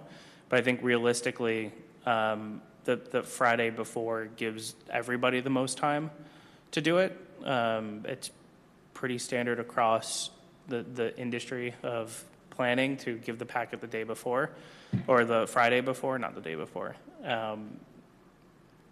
It would be a tough transition to that, but if it's something the board would want to see, then we can look into it. Could you clarify that in a week before? How does the public element get in there? So you'd be preparing it the Friday before, and then we're going to cut off public comment 7 days later, and then we would hear it on the next Tuesday? Is that what we would do? All I'm suggesting, and my suggestion before, just to clarify, is that the day before the planning board meeting at 3 p.m. would be the cutoff for all late submission, whether it's public comment, applicant, staff, whatever it may be. just so we can have time to disseminate it, to organize it, and give it to the board, so you guys have an extra 24 hours to look at it. Because if you come to a meeting with 1,400 pages, 100 pages, you're not going to read, realistically, you're not going to be able to read that at the meeting. And if we go into a situation where we set the precedent of adding a time where we say, oh, we got this much more information, or we got this much more public comment, we're going to have to table it, then we get into a pattern of anyone can delay a project by just submitting public comment. And that's something I really am worrisome about. And I think we need to, I want to respect, we have a really active, really good public here who look into the application, submit really sincere, thoughtful, researched public comment. But on the other hand, there's a lot of administration for, right now, we take public comment up until we close our office at 4 p.m. And then we spend between 4 and 6 printing out stuff for the most part. And it's a significant burden on us. Plus, we also, realistically, there's not much time for you guys to review the after-the-fact packet as it relates to the meeting tonight. So setting the just 24 hours earlier at 3 p.m., so it gives us the ability to organize it digitally, send it out to the board, and repost it in a manner that gives you guys enough time so you can come to the meeting more prepared. The alternative, which I think, Jeff, you're alluding to, of posting the packet earlier, whether it's a week earlier, that would just require a complete change of our timetable, which is possible, but we would have to do it probably like 3 or 4 months ahead of time, just to get on that cycle, because we're already scheduling planning boards on March 3rd and March 17th. So I already know what some items are on those agendas, which is how far we're backed up. Yeah, so Charles is referring to, I had mentioned that the board, looking at the board getting 5 business days to review a packet. So that's where the week or so before would come into play. So we would, if the packet came on Friday, we wouldn't have the meeting that following Tuesday, but it would be the Tuesday after, sort of thing. But yeah, concern is, sure, we don't. That's why I wanted to talk about putting it on the agenda. That gives the board the opportunity to look at it, evaluate it, and to not to delay a project just because of public comment, but I'm not trying to think of how to verbalize my thought but I think it just brings it back to the board. We've received the documents, we've looked at it, and I guess we get to make a decision there. I know we're working, or we're trying to decide on sort of a worst case scenario here, and I'm not really sure what that is or if there was here, but I guess I wouldn't know until it came before us. So that's why I'm thinking about just creating an opportunity and an avenue to discuss it. That's all. Again, Chair? nothing to decide on this evening, but just to think about. Jim? So, well, I just want to make a couple points. First, notwithstanding anything I've already said tonight, I really do value public participation. And in each instance, even when we got the, I don't know, inch thick worth of paper right at the meeting, I appreciated the fact that there was a lot of valuable information in that packet.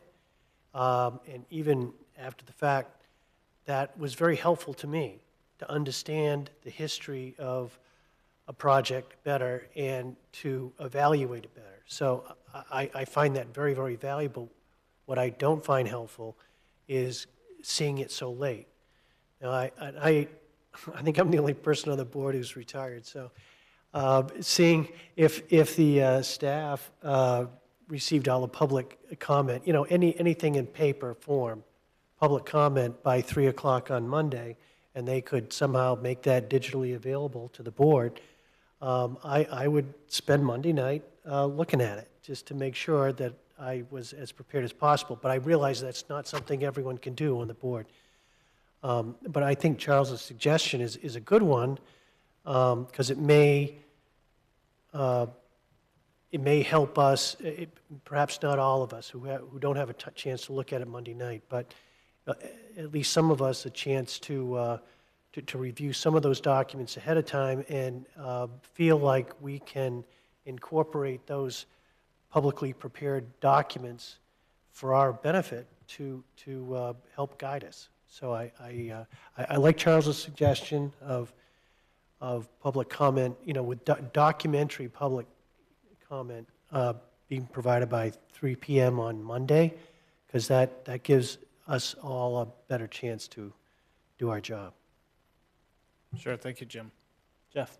Can I just ask Charles and Lisa and the team, if we were to set that 3 p.m. Monday cutoff, does 2 hours give you guys enough time to even digitize that and make an amendment? I don't know how much time it takes to post that to the site. Is that even possible so that you could review it Monday evening?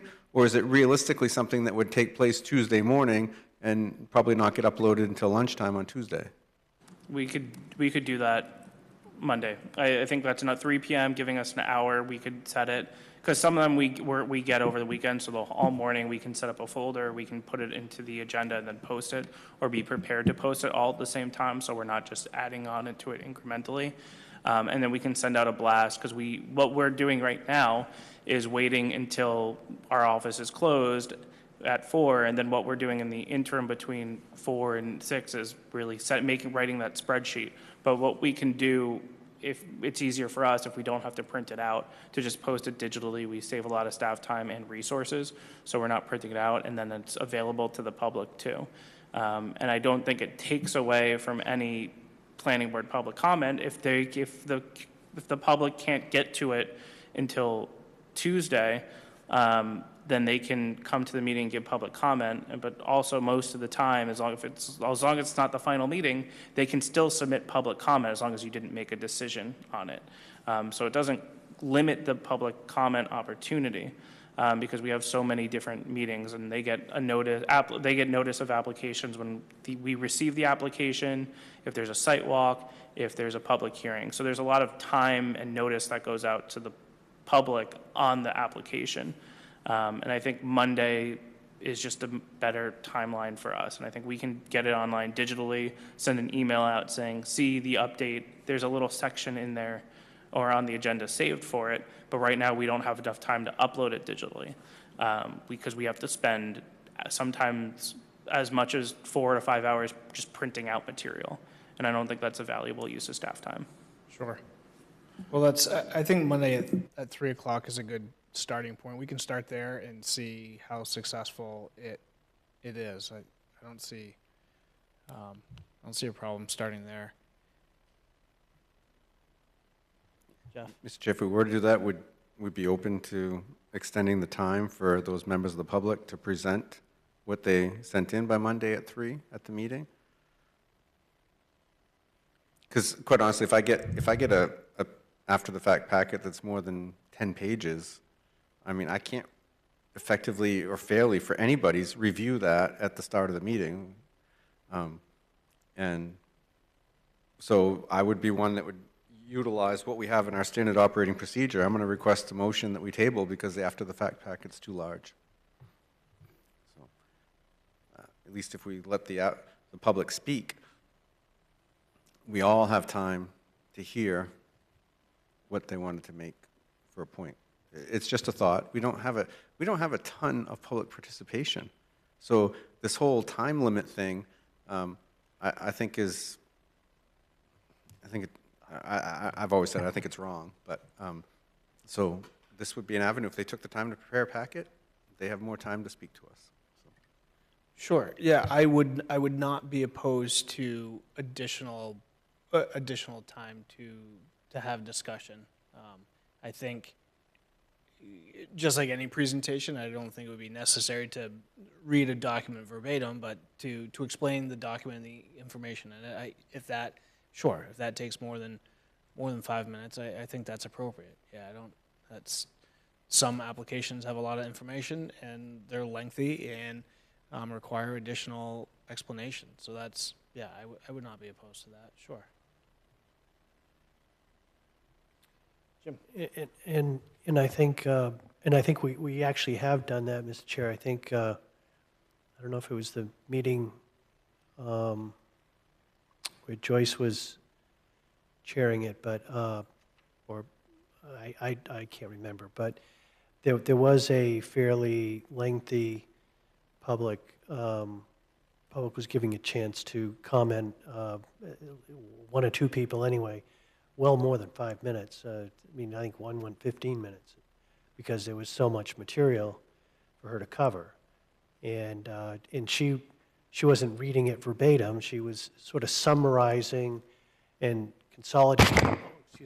consolidating all the information in a very understandable form. So I thought that was very helpful, and I would certainly support someone who's gone to all that effort to have more time to speak to us. Absolutely. Sure, I agree. Charles? I don't have an immediate response. I would say a time limit is incredibly important. Right now, you have 8 minutes, effectively 8 minutes in your ordinance, and truthfully, in the 6 or 7 meetings I've been in this meeting, the time limit has not been enforced. So I think right now there isn't much of a limit. I think it's been loose enforcement because you guys do value the public participation. But I wouldn't get rid of a time limit just in general. I think maybe in some situations it's important.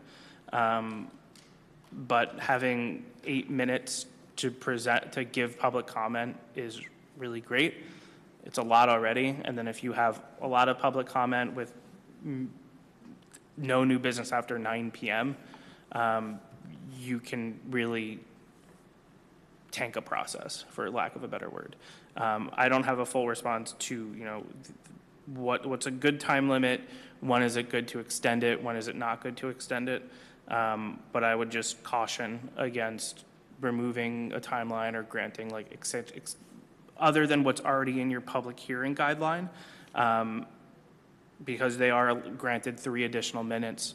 And typically the standard for a lot of communities is 3, but we already have 5. And then adding 3 minutes, that is 8. So that's a substantial amount of time. And then when you add that to 10, 20 people, you're looking at a meeting already, which is good. I don't want to devalue public comment, but there's also a process I like to keep moving forward. Sure, thank you. Any other thoughts from board members? I think getting the material and reducing the after-the-fact packet so we all, for board members, applicants, staff members, for everyone to review that as early as possible. I think historically some of the public comment we've received, it was I know sometimes everyone feels rushed, and I'm trying to reduce that feeling of rushed, of getting something before the board 10 minutes before we get here, and then it being a deep packet, and then lots of additional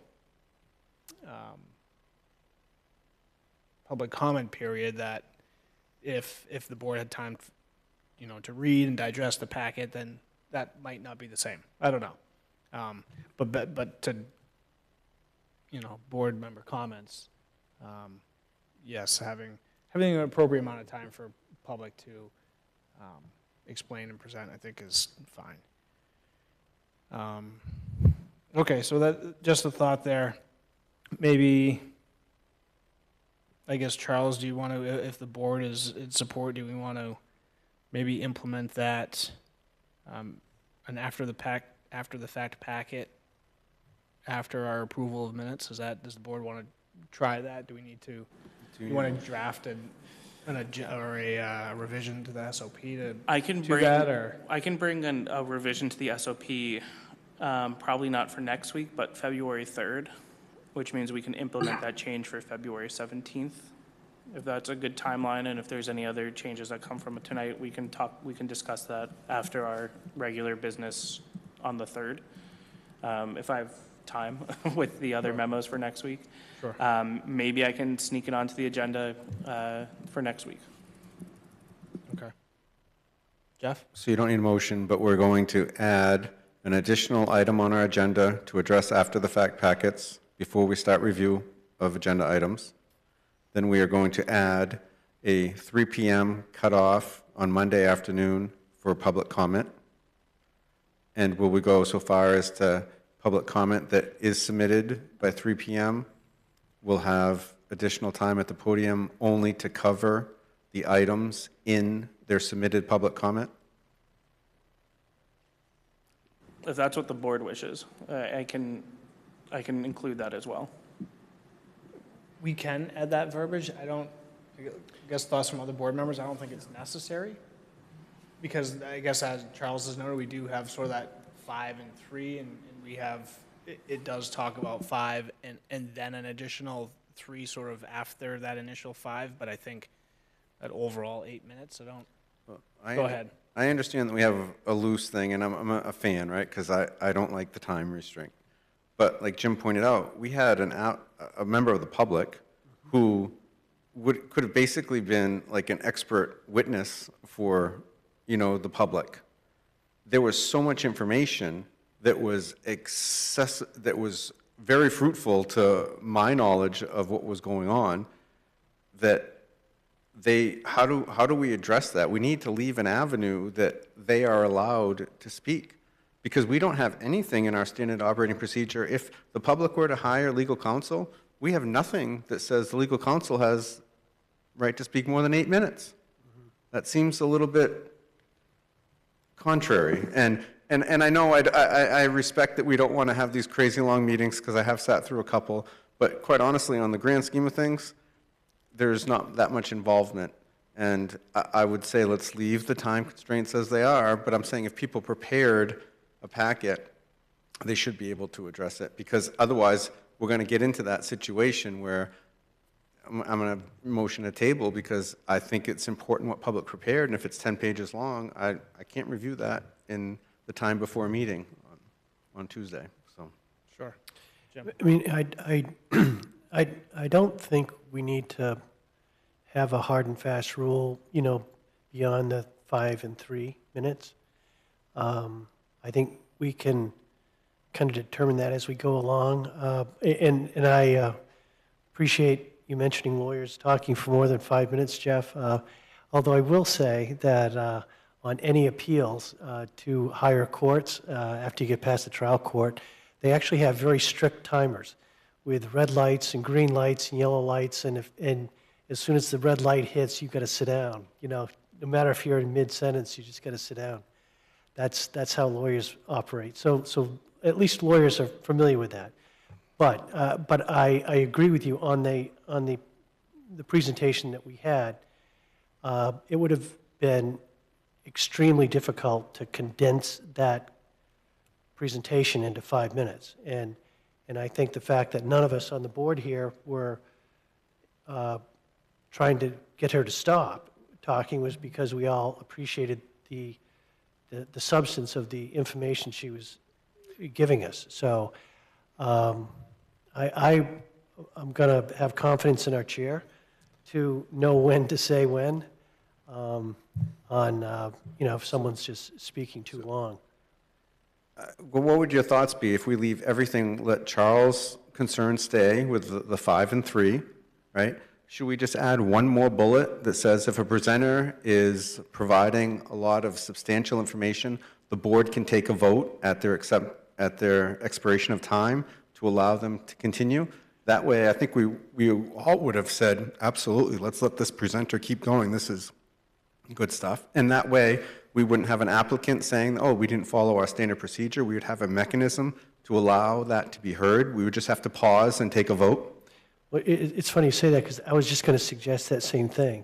So I think that's a great idea, Jeff.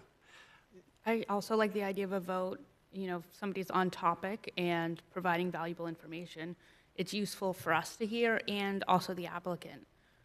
We're also going to run into a situation where some members of the public bring up so many points that we do have to delay anyway to give the applicant time to respond at another night.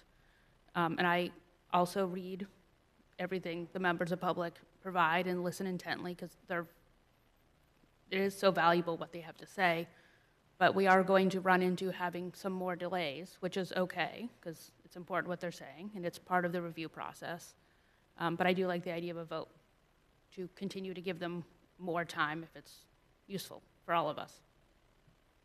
Yeah, no, thank you. So Charles, could you perhaps add some verbiage in there along those lines that gives the board the ability and a tool to add to that? And that's something that I could add to my dissertation that I'm working on, and we can talk about that if there's a member of the public that would like to request additional time, they can request it, the board can grant it. That's sort of, I don't think we've maybe had that come up once or twice, and I think the board's been supportive of additional time. So I think any additional tool or verbiage that I think you could add in there, Charles, I think the board seems to sound that we'd support. Yeah, I think it'll just, I can fit that in. So the three things I have are adding the agenda item, 3 p.m. deadline for Monday, and then the additional bullet, whether it's, I'll find the correct space for it about where it lives, but to allow for the planning board to vote to extend public comment. Sure. I think it should be extended for another 3 minutes or another 5 minutes or a time of your choosing, because I still think having a limit is a good way to, control it. So it's like, oh, can you finish up in 5 minutes? Sure.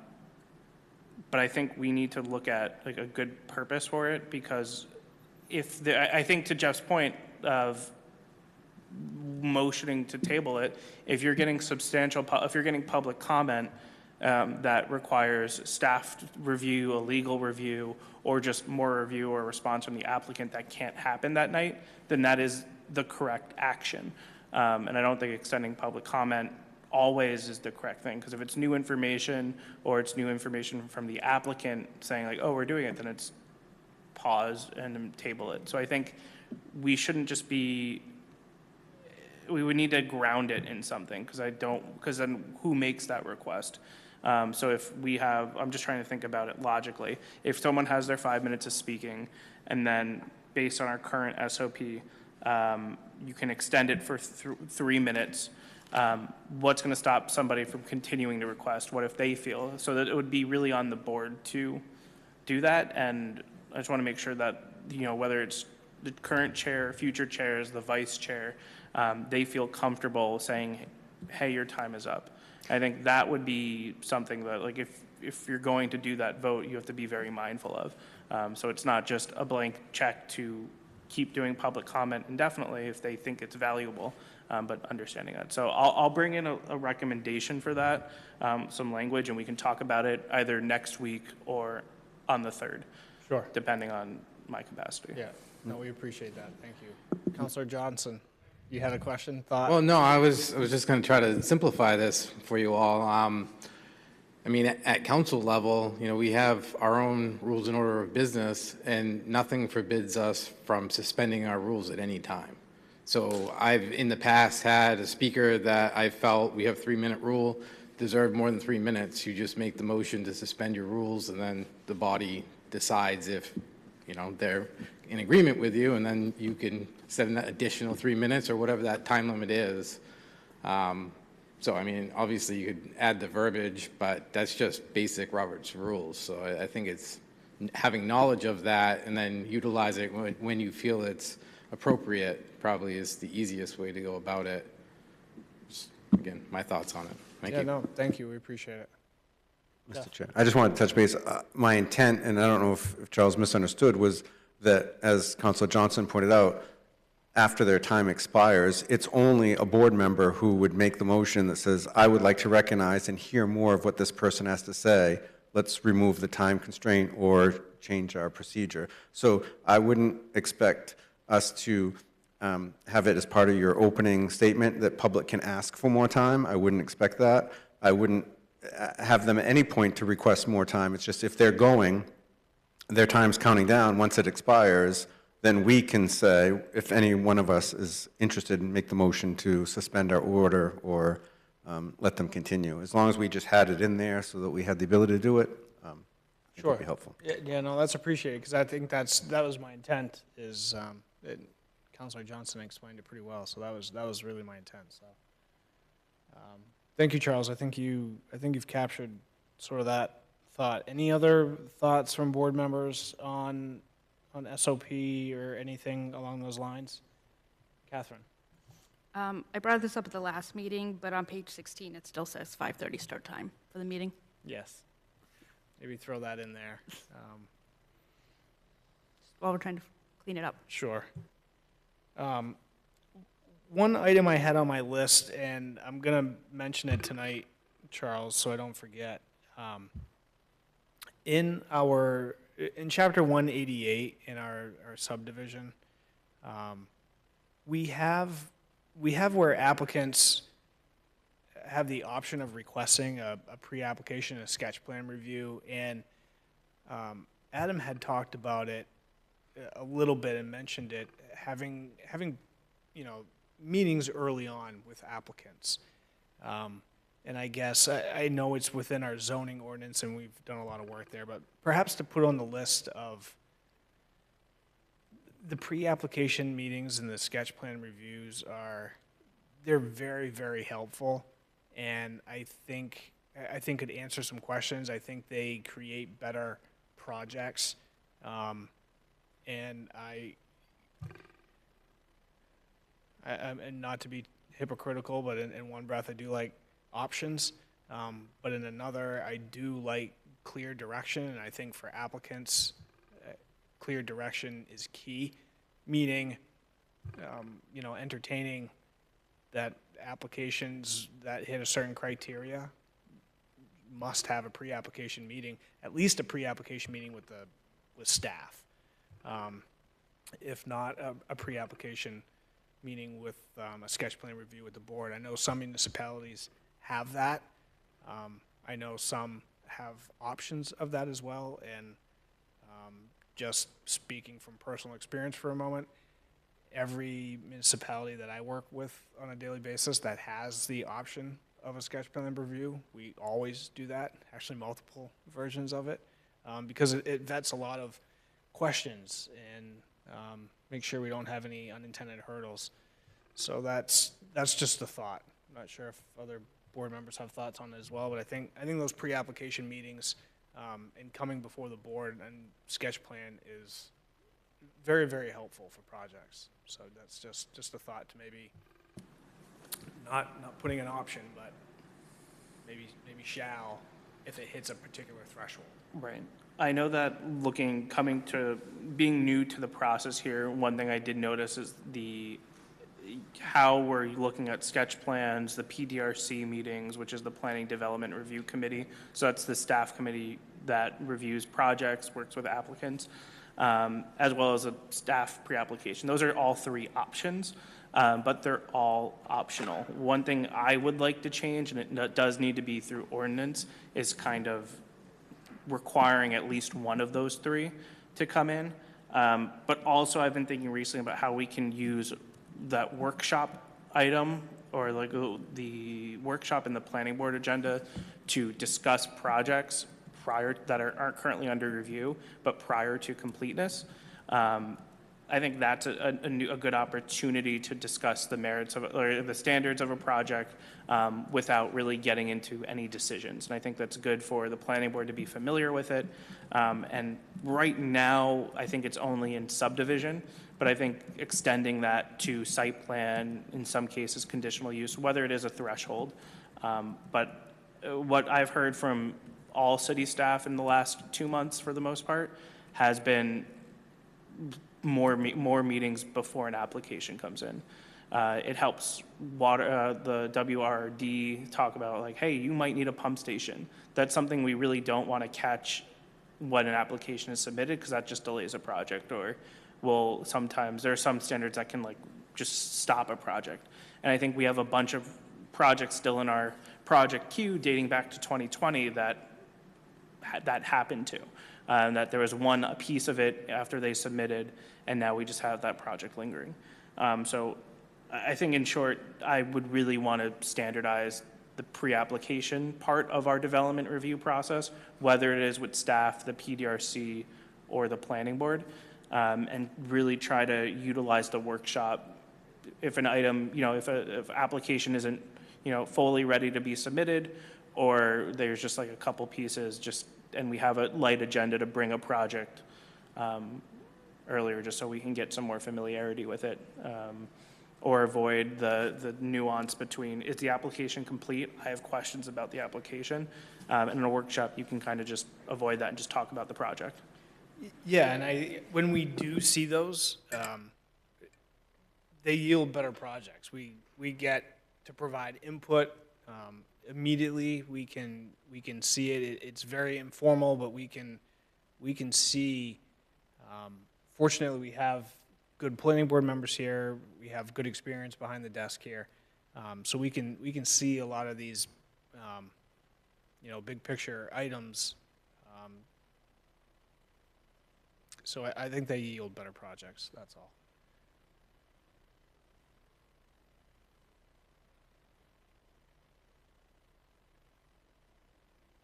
Great. Any other thoughts from board members on our SOP? All right, thank you, Charles. We've given you some items to think about. So continuing on with our agenda this evening, item 8, general correspondence. Matt, real quick, can I also there's a couple changes in here. I'm just going through it. So like there's some language in the subdivision review or throughout that have changed because of state statute. So it says subdivision is required when 3-year lots or more are proposed, but because of the recent changes in state statute, I just want to make sure I'll mark those changes. Sure. Just so that our SOP is matching our ordinance. So there are just a couple other more administrative changes that I'll fix. Yeah, a little bit of housekeeping, not a problem. Great. So our next item, general correspondences, we did receive one here regarding our SOP on an item about about our public comment period. We haven't, about a note that we had maybe mentioned at a previous meeting. So that's good, we have this information. Any other general correspondences, Charles, beyond this? This one we did receive digitally as well, so that's good, thank you. All right, item 9, any planning board department updates or discussion items? I know all the board members here were at the city council planning board joint meeting last night, so we had some good information regarding some of the new state statutes that you had mentioned before, so that's a lot of those items still working through. Yep, the only updates is that January 20th, we have a meeting, so next Tuesday we have another meeting, and then Wednesday morning, we have a site walk at 8 a.m. Great. At 83 Jenkins, but we're meeting, I forget the name of the road, but. Boothby, I believe. Yeah, Booth Bay Road. And I think I may just hang out at 83 Jenkins Road in case anyone shows up there and then come around, but Sure. I'll communicate with you, or we'll have the applicant leave someone there just to make sure that we're all going to the same spot. Okay, great, thank you. All right, our next item, number 10, planning board comments. Any additional items board members want to bring up that we haven't had a chance to talk to or talk about this evening? All right, great. Well, with that, thank you everyone for attending our special meeting this evening. And with that, we'll adjourn at 8:08 p.m. Thank you.